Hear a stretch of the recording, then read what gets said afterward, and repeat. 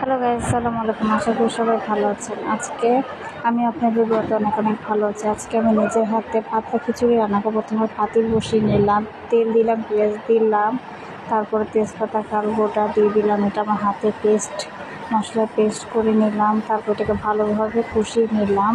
কষানোর পর হলুদ ধনিয়া গুঁড়া দিয়ে দিলাম, যেহেতু কাঁচামরিচ দেবো তার জন্য। তারপর আমি কিছু সবজি কেটে নিলাম।